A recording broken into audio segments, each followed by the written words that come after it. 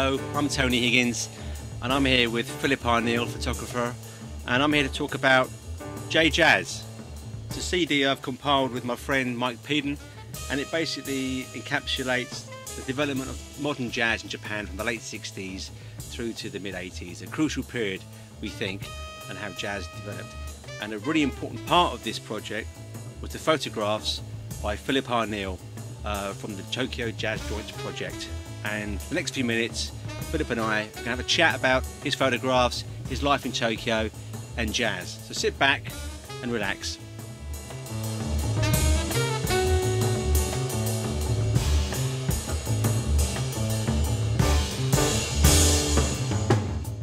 Philip, thanks for providing your wonderful pictures to this JJs CD. You're very welcome. Tell me, just explain a bit behind your project, Tokyo Jazz Joints. Why did you start it, and maybe some background about how long you've been in Japan, what you're doing there? Okay, I was in Japan for a total of 19 years. I was involved in different kind of scenes and photographed some jazz dancers there, photographed some rockabilly. And over the last couple of years I've sort of started this project with a friend called Tokyo Jazz Joints.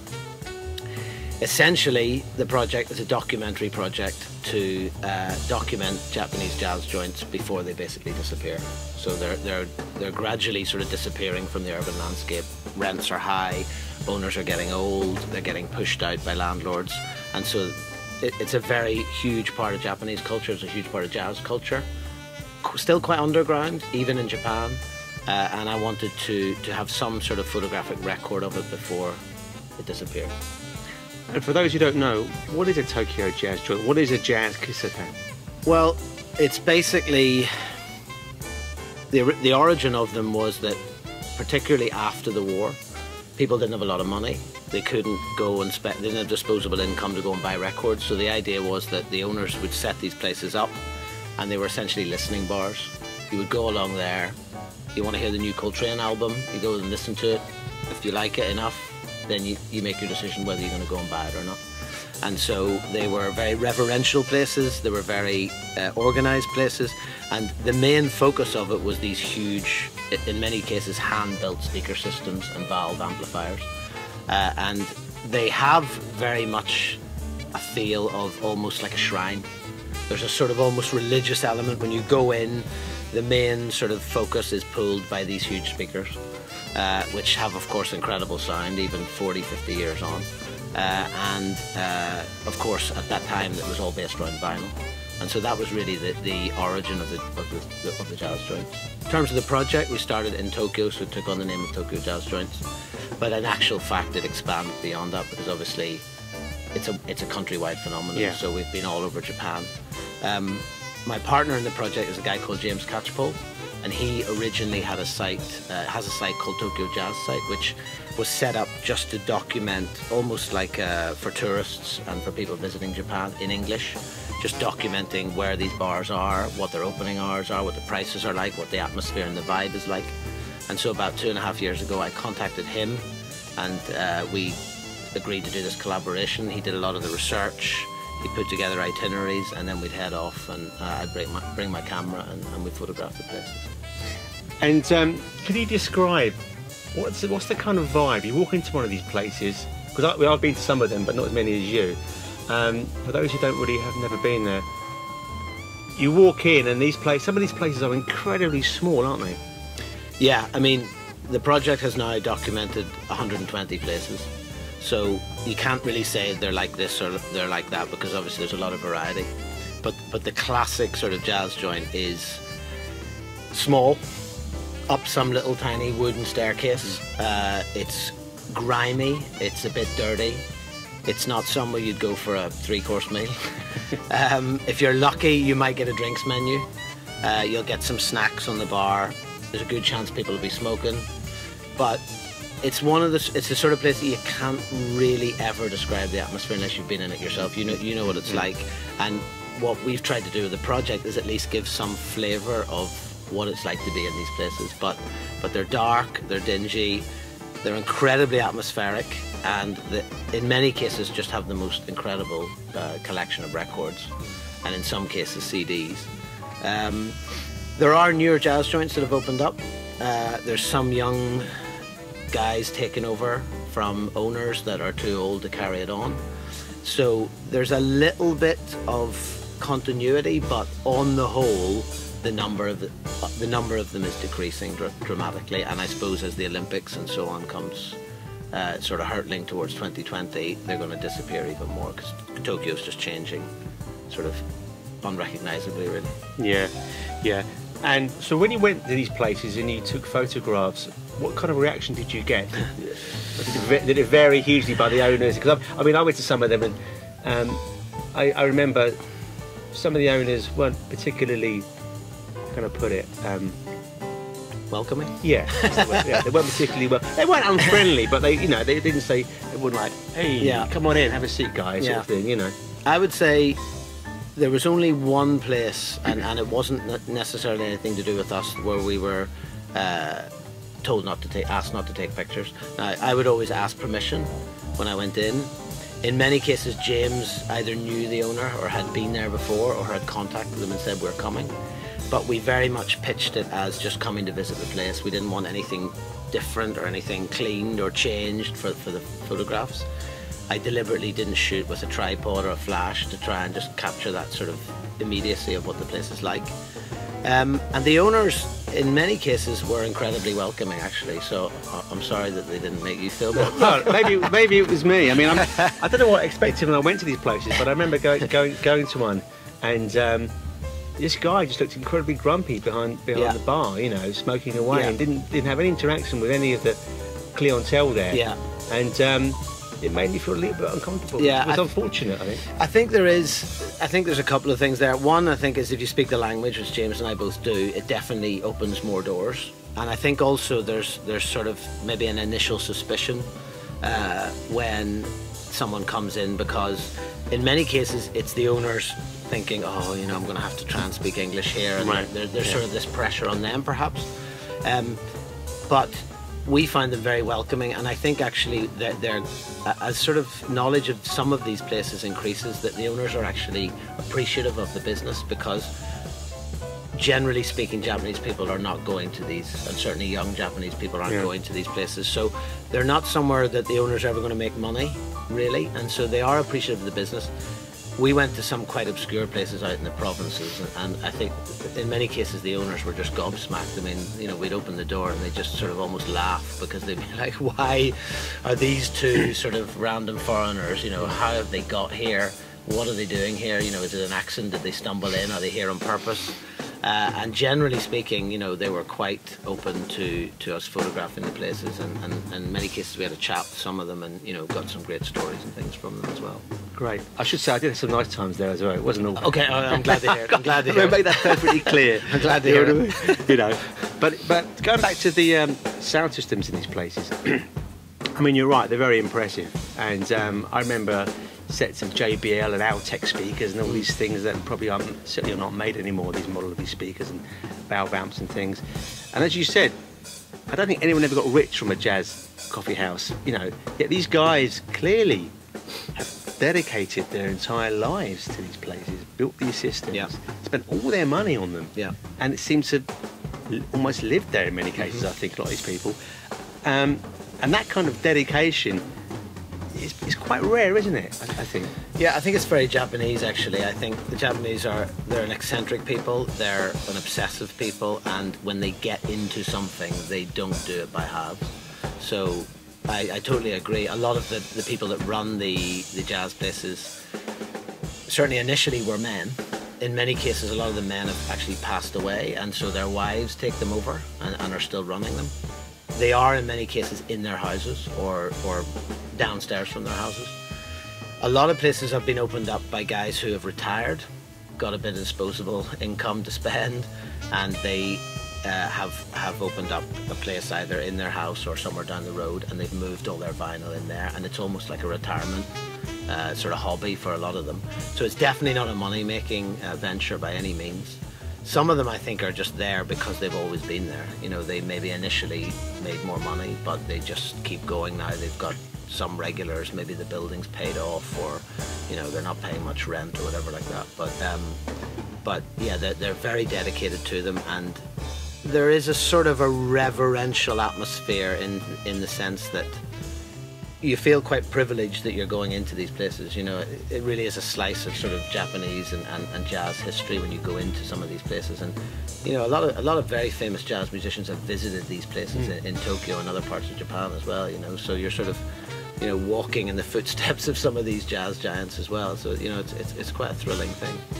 It's interesting, actually. I mean, I interviewed a few years ago a very famous Japanese pianist called Toshiko Akiyoshi, who now lives in the States. But she, back in the late 50s, she was instrumental in really nurturing and developing the modern post-war Japanese jazz scene. Amazing for a young woman in Japan at that period, but that's what she did, her and Sadao Watanabe.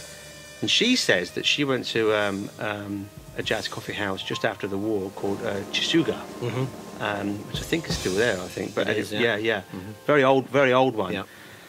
And that was basically her introduction to jazz. Before that, she was a classically trained pianist. Hated jazz, actually. But her visit there completely changed her mind. And that visit changed the entire path of the development of modern jazz in Japan, which I think is incredible. Absolutely. And I also interviewed a US bassist called Gary Peacock, who went to work and live in Japan for several years at the end of the 60s. And he mentioned that notion of reverence that Japanese audiences have. He came from New York, went to play in Japan, played jazz clubs, he played music, band would finish, silence. And he thought, what's going on? Something wrong.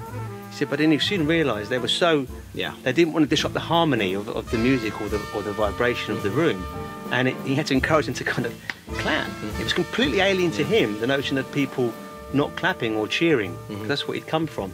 So that idea of a very deep connection to the music, to not disrupting the harmony, listening, not shouting, not is, I think, clearly a very long and deep kind of part of Japanese culture, I think. And it's interesting that it's shown itself in these little clubs.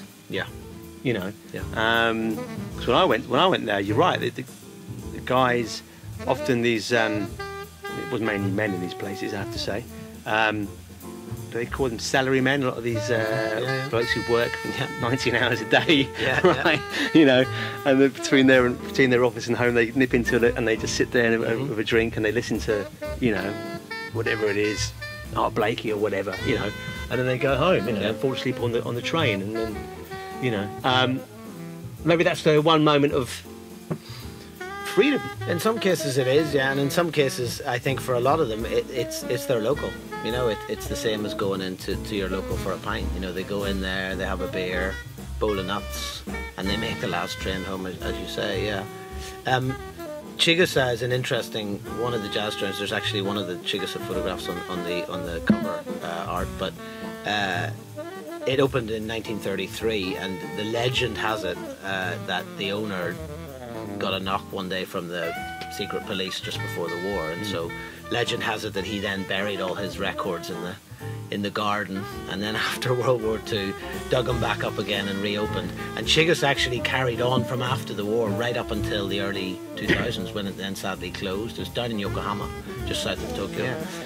But a group of Japanese sort of Chigusa fans and aficionados basically got together and formed a sort of a cooperative and decided to reopen Chigusa. So actually it's been reopened again for about 10 or 11 years now, just slightly down the road from where it was originally, but with the same fittings, the same sound system, same record collection and so on. And Chigusa certainly was one of those definitely one of the jewels in the crown, I think, of the Tokyo Jazz Joints project. You know, it's one of those places that everyone knows, and often when you go into other jazz joints, the owners will say, have you been there? Have you been there? So it's an interesting place. Yeah, it's great that it's still going. That spirit kind of lives on. I mean, actually, on the JJs CD, there are actually 2 tracks, maybe 3, actually 3 tracks on here that are taken from small private labels that are were run from jazz clubs, jazz coffee houses. One was called Akita, Akita's Disc, and the other one was called Johnny's Disc. And Johnny's was a jazz club in northern Japan, sadly destroyed by the earthquake. Okay. You know, Yeah. a few years ago, and the guy who ran it, his 20,000 records were all washed away by the tsunami. Wow. You know, but it's interesting that some of these places, then these guys managed to record some artists and put out again a labour of love, really, because these things didn't sell hardly any copies. You know, Yeah. And again, it's about that passion, Yeah. that drive. Yeah, I mean, you find probably the most famous jazz joint, I would say, in all of Japan that everyone knows and all owners will ask you, have you been here, is a place called Basie, up in the northern part of Japan in the Tohoku region. And it's famous predominantly for its sound system. But we made this sort of pilgrimage up there before I left Japan in the summer, James and I, and it was very much our sort of mecca, if you like, of the Jazz Joints project, because you know we got on the Shinkansen, we headed up there for no other reason than to go to this place, and you know we sort of entered in very reverentially. We sat down very quietly, you know, we just ordered our drinks, you know, tried not to give too much away that we're up from Tokyo, and eventually then, you know, we sort of just mentioned to one of the waitresses, you know, we've come from Tokyo to see the place, and I wandered off then into the bathroom. When I came out, my partner on the project, James, had sort of made his way over to another area of the bar, and in this corner of the bar is this huge round table, and sat at this table was an older Japanese guy in a white sort of blazer, sunglasses on inside, a lot of rings on his fingers, and just writing poetry with a fountain pen. I mean, you couldn't make it up, really. And you know, he had invited James to come over and sit down, and so of course, as soon as we made that connection, that you know, we realized this was Sugawara-san, the owner, who goes by the name of Swifty Sugawara, and which is written on his business card. And he brought us over, and of course immediately the drinks were moved over and the snacks were moved over, and suddenly we were sort of, you know, in his presence, and he was holding court and told us a lot of these stories. And it's interesting you mention that passion, because a lot of the owners have a particular passion for one type of jazz, or one jazz artist in particular. And later on in Basie, one of the other women who worked there took me upstairs to show me the upstairs area as well. And as I was coming back down the stairs, you know, there's this beautiful colour photograph of Count Basie, and he was holding this apple, and on the apple skin was the word Basie, you know, and it was beautifully framed and everything. And very casually, you know, she says to me, "Oh, by the way, it was the owner who carved that apple." And so this guy, you know, he'd become so obsessed with Count Basie that he'd gone to meet him. There was photographs of him pushing Count Basie about in his wheelchair, and he'd carved this apple, and he turned out to be a photographer as well. He'd got Count Basie to the place, given him this prop, and he'd taken these portraits. And all these jazz joints you go to, you find, you know, a lot of these owners have these stories where they met, you know, very famous jazz musicians at different times of their career. And it's a fascinating thing, you know. It's really, it's beyond passion almost. It's sort of obsession. It's really something very strong. Quite religious almost, isn't it? It is, absolutely. Yeah. And I think a lot of people talk about it in those terms, you know, as a sort of as it being a religion in Japan, you know, jazz for a lot of for particular generations. Yeah. Well, it's interesting because I mean, jazz, you know, spread to the world from America really after World War I, principally, and it landed in Japan via the Trans-Pacific liners and whatnot, and was very popular in Japan in the 20s and 30s. But then it was effectively outlawed under the military and World War II. After the defeat in 1945, of course, Japan was occupied by the Americans for about 10 years. Yeah. And jazz was used, much like in Germany, jazz was used as an effective tool to re-educate the population away from fascism. Very interesting. Yeah. And I don't think the Japanese people needed much help with that. They loved it, Yeah. you know.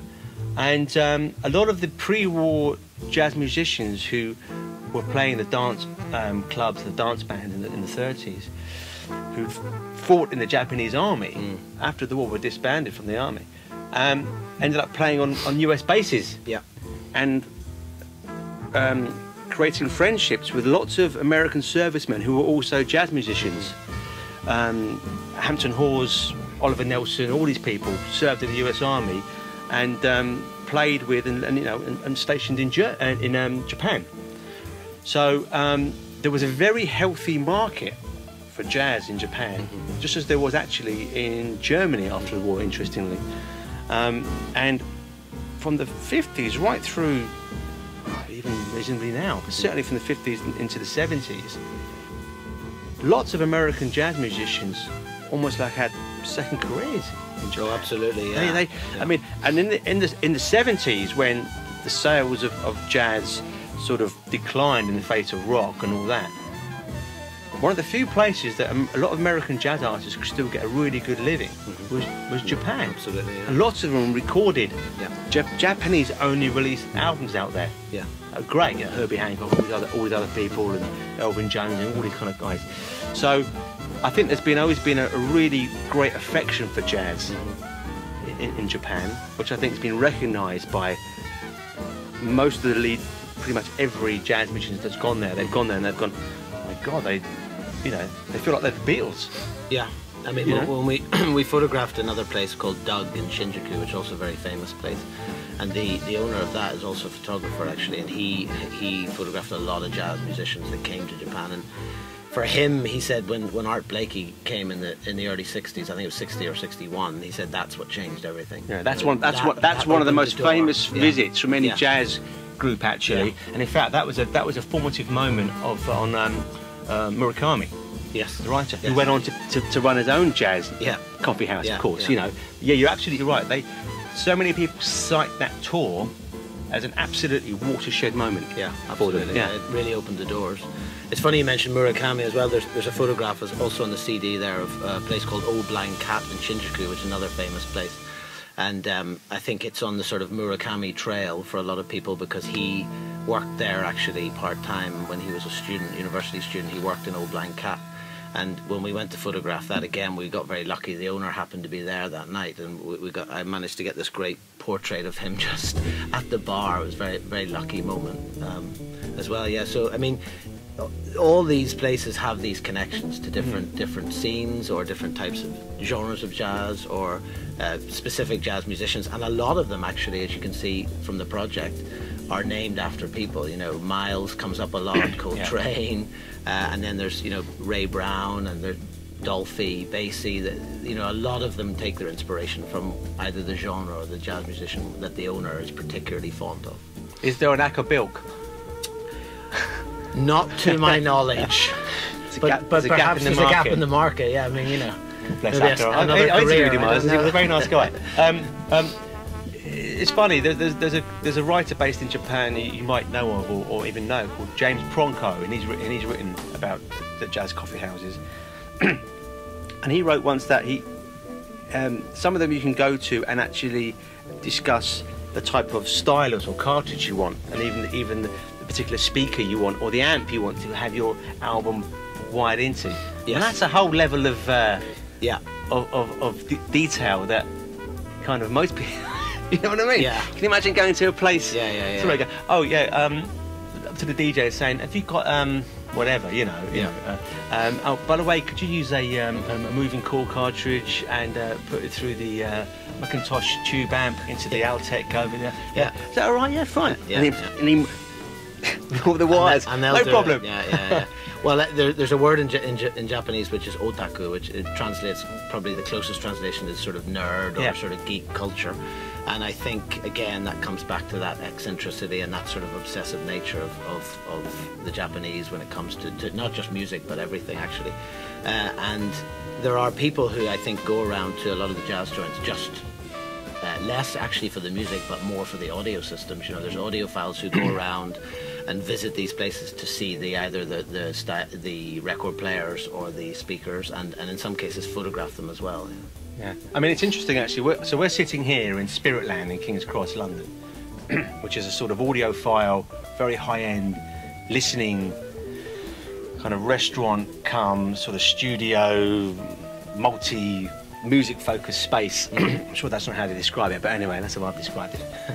And this is your first time here, isn't it? Yes. And when I walked in and met you, I said to you, what do you think of the place? And Say what you thought when you walked in. Well, the speaker system immediately takes me back to a jazz joint in Japan. I mean, it looks the same. It has that same, even the placement of it right in the middle of the space at the front. You know, it has this almost sort of altar-like feel of where it's placed. And traditionally, in a lot of Japanese jazz joints, you know, the seating, it was also arranged towards the speakers. And in the early days of jazz joints, there was often a no speaking policy, or certain times of the day where you were not allowed to speak. You know, you come in, you get your menu, you order what you want, in most cases maybe coffee, and if you were lucky, then also there was often a music menu, so you could make a request for one or two albums, and they were all listed sort of alphabetically. That's kind of gone now. There's maybe one place, I think in Tokyo, that still has a sort of a no speaking policy, but it's generally opened up a little bit more, and the space is not quite so restricted, and there's not maybe as many rules as there used to be. But I think probably that's maybe where the similarity ends, because, you know, like I said before, they're often small and quite grubby spaces. Obviously Spiritland is a sort of a purpose-built space. It's you know, quite large and has a much more of a sort of a restaurant sort of club feel to it. You could probably get about 30 odd Japanese jazz joints sort of tucked in here. If you were good at Tetris, you could probably fit them all in here. Yeah.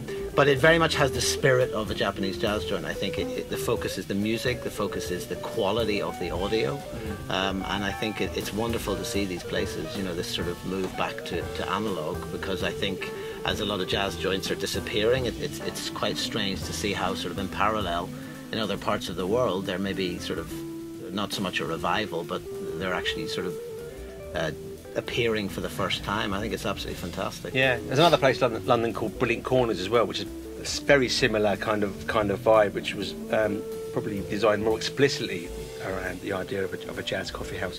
But they are opening up one or two now across the UK, and I guess around the world as well. It's just interesting, isn't it, that we're sort of catching up almost in a way to what Japan had started in I believe the first coffee house was a classical one in 1923 or 24. So that shows almost 100 years ago. You know? Well, what's interesting is when you talk to a lot of people in Japanese jazz joints, you know, my partner in the project, James in particular, I mean, he's from New York, and of course, you know, it has this association with jazz and a lot of famous clubs and musicians, and they're sort of shocked, you know, because we're saying to them, you know, that this kind of place does not exist anywhere else, you know, and that's why we're here, and that's why we want to photograph it and document it.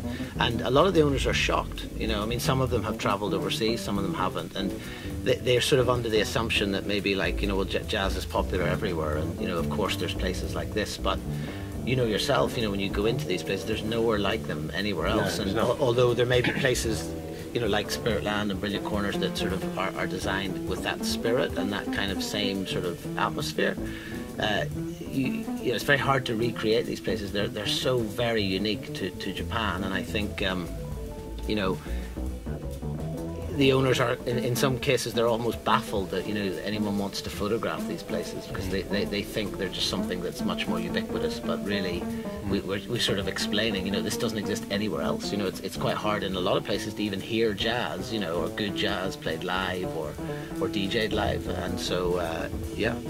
I mean, it's interesting actually. I mean, you're right. You couldn't recreate those places in Japan because, first of all, you'd need about 50 years of nicotine stains on the ceilings and wall, wouldn't you? You would. Let's be honest, you know. Yeah. And but the one thing that always sort of, not always, I wouldn't say always disappointed me, that surprised me was all these places in Japan were obsessed with American jazz. You occasionally get European jazz in there. Very few of them, in fact, I didn't encounter any, you might have done, featured or made a feature of homegrown Japanese jazz, particularly. I mean, there probably is, but you know, their overwhelming focus is American jazz, and you can kind of understand that to an extent, because that's the birthplace of jazz, and these guys would have grown up listening to the great American greats and all of that. So, for me and my co-compiler Mike Peden, one of the ideas of doing J-Jazz was, I think, to throw a light on actually Japanese jazz musicians and composers, actually. Yeah. And I hope that people listen to this CD in conjunction with your photographs, they get a sense of the kind of how integral jazz is actually to Japanese culture. Through the project and the photos that you see on the CD and also on the website, that you know, at least it gives some kind of glimpse into these places that exist in Japan. And I would highly recommend to anyone, once they've bought the CD, that they then start saving and try and get a trip out to Japan if they haven't been, because genuinely, you know, these places have to be seen really to be believed, and they've got to be experienced firsthand to really understand just how incredibly unique they are. Absolutely. Well, all I can say is thank you, Philip, for letting us use your photographs on JJs. They've already made the project complete. I think they add to the whole feel of the CD and the whole on the music. So thank you, and I would urge everyone to go to TokyoJazzJoints.com. Yeah, please. And check it out, because it's a fascinating project. Thanks for doing it. Well, thank you also for using the photographs. It's wonderful to get more exposure for the project. The photos tie in so beautifully with the BBE compilation JJs. So yeah, likewise, thank you. It's been fantastic. You're welcome. Thanks a lot, man.